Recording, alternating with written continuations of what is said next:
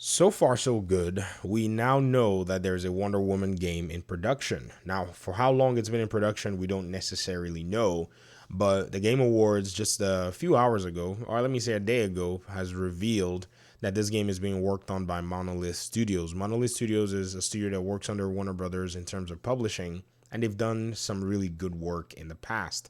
Now, we're not necessarily going to go through and, talk too much about Monolith in this particular video, even though I'll highlight a few things from them in order for us to be able to get a little bit of a context as to what caliber of studio they are and some of the work that they've done, just to see if they are able to actually make this Wonder Woman game a prolific game. And I think it will be. I don't want to set expectations, too high as well. I don't necessarily like doing that, but I think it's something that, you got to kind of take the record of the studio's past and see if they're able to deliver something of that nature.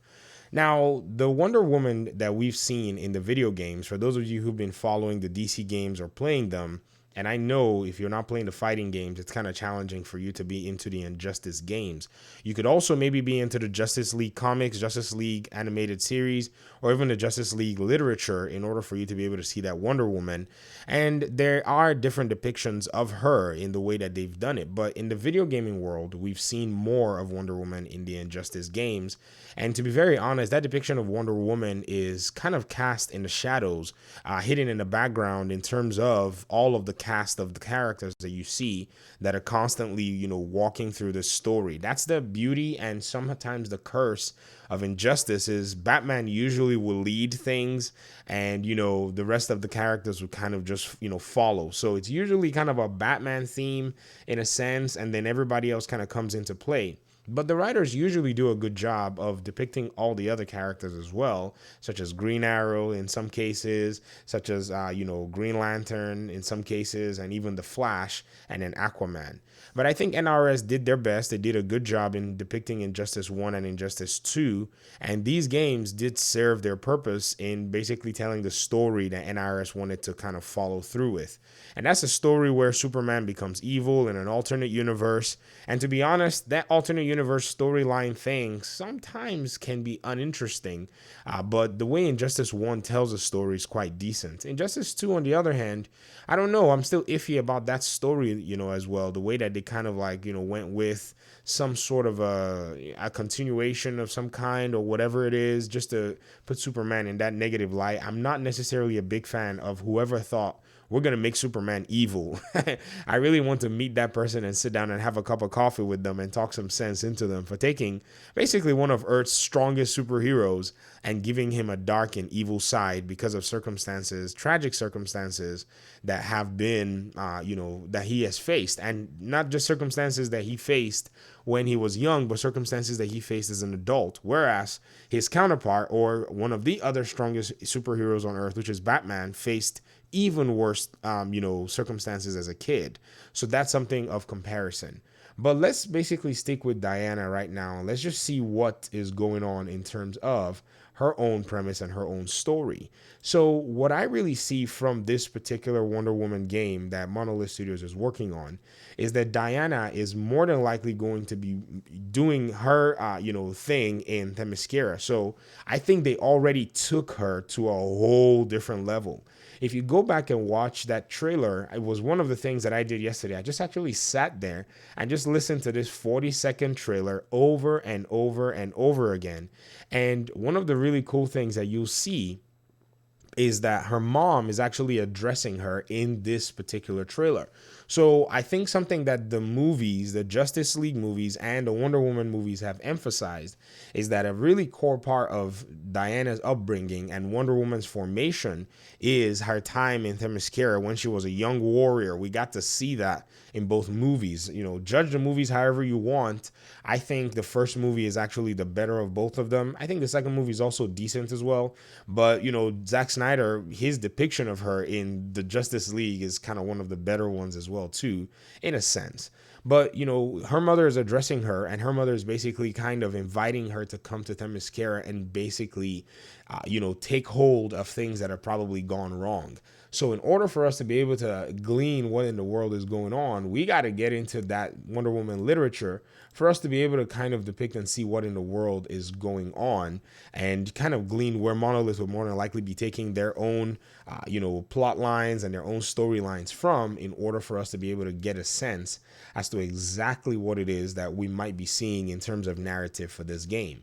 Now, here are a few other really, really cool things in terms of how, I believe Monolith is more than likely going to be able to take on a game like this. So a game like this with Wonder Woman and, her setup and, even her premise is going to be a melee game. I think there's going to be a really strong emphasis on her, because this trailer, as, simple as it may seem, is quite cryptic enough for it to, be able to give us enough details and enough data, in the sense that, Wonder Woman herself is being revealed. You're seeing her gauntlet. I mean, you're seeing her, because these are her weapons in a sense. She does have the gauntlet. She has a sword and a shield, but you're basically seeing that, they're revealing like kind of her belt and all of that stuff on her armor. And then eventually towards the end, you get to see, her crown. Basically, that's the royalty part. And then as a part of her basically wielding the lasso of truth, this is what really kind of stands out. So I'm not going to be surprised if Wonder Woman is going to be wielding this weapon. I'm not going to be surprised if, it's going to be kind of a melee combat system where she's basically going to be using her hands to fight. Because in the animated series, compared to, say, the Injustice games, she has been using her hands to, fight more than even her sword and her shield, which are part of her own, arsenal as well. Nothing wrong with a sword and a shield. I'm just saying that in that case, I think what they're revealing to us is the fact that, she's going to be coming to her combat approach is going to be from that, perspective as well. So I'll be really excited to see that. I honestly am not really a big fan of the sword and the shield in the way they've done it here in the Injustice games and Injustice 2. I feel like a preference for me will be with just her hands and just some of the other things that she's able to do, like blocking attacks with her, with her gauntlets, and all of those really cool things will really resonate in terms of gameplay, in terms of mechanics, parry systems. I'm just sitting here just, basically dreaming in my mind anyways about the different ways that they can kind of just, step up the game with the character like this, especially with the fact that, games like Arkham have been done in the past. And, they've been able to explore combat with, Rocksteady actually bringing Batman to, the gaming side and making it some sort of its own genre or niche. Because now, you can even take the Spider-Man games and say, oh, it's like Arkham in a sense, because even the developers of Arkham say they were influenced heavily by the even the developers of Spider-Man, even themselves say that they were influenced by the Arkham games. So I think this is something that will be really exciting for us here in the community in terms of those who are looking forward to this Wonder Woman game. I know for most of the people who are, in the Gotham Knights scene, people who are looking forward to Batman may not necessarily be too thrilled about Wonder Woman, but, this is a good thing. I think there's more that can come of this, and I'm hoping that we'll probably see even a lot more with the other DC characters as time goes on. But these are my thoughts so far. I may eventually continue looking into what Monolith is up to in terms of just their work. But until they say something, we don't really know anything. It's one of those things where the studio has really not been in the limelight because, after the Shadow of War and Shadow of Mordor games, nobody necessarily said much about them.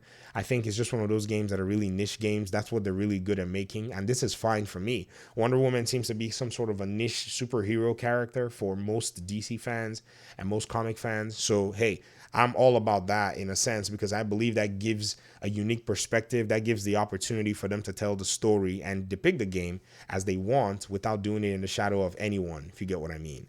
All right, that's pretty much my thoughts on all of this stuff. I would definitely, talk to you guys very soon. Hopefully, you guys are able to share your thoughts with me on what this Wonder Woman game looks like to you and what if you think it's actually a solid entry. And I'll be, happy to read your comments as well. Talk to you all soon. Thanks for watching. Peace out.